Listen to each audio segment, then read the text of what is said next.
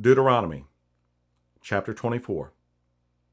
When a man hath taken a wife, and have married her, and it come to pass that she find no favor in his eyes, because he hath found some uncleanness in her, then let him write her a bill of divorcement, and give it in her hand, and send her out of his house.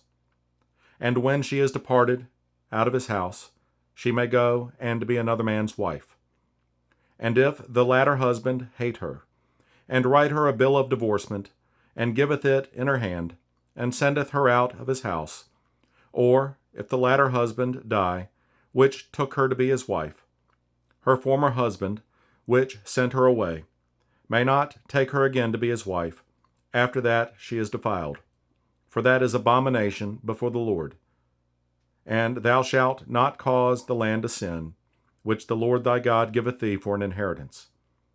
When a man hath taken a new wife, he shall not go out to war, neither shall he be charged with any business, but he shall be free at home 1 year, and shall cheer up his wife, which he hath taken. No man shall take the nether or the upper millstone to pledge, for he taketh a man's life to pledge. If a man be found stealing any of his brethren of the children of Israel, and maketh merchandise of him, or selleth him, then that thief shall die, and thou shalt put evil away from among you.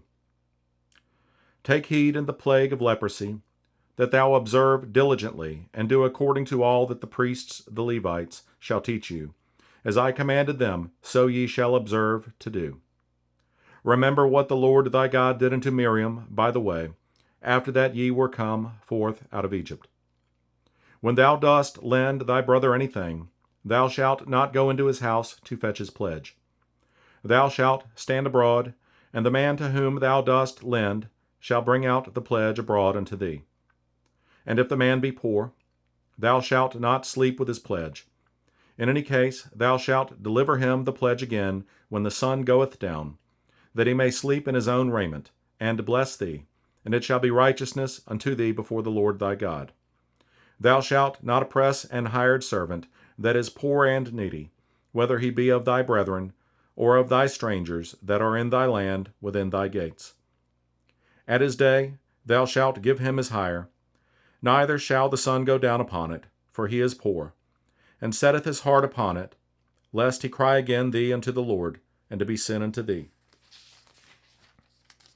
The fathers shall not be put to death for the children, neither shall the children be put to death for the fathers. Every man shall be put to death for his own sin.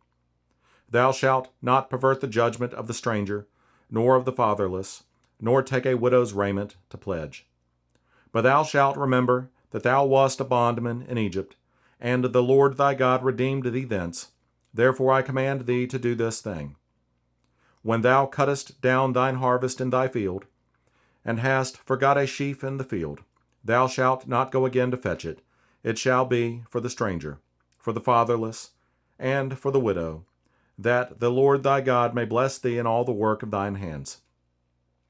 When thou beatest thine olive tree, thou shalt not go over the boughs again. It shall be for the stranger, for the fatherless, and for the widow. When thou gatherest the grapes of thy vineyard, thou shalt not glean it afterward. It shall be for the stranger, for the fatherless, and for the widow. And thou shalt remember that thou wast a bondman in the land of Egypt. Therefore I command thee to do this thing.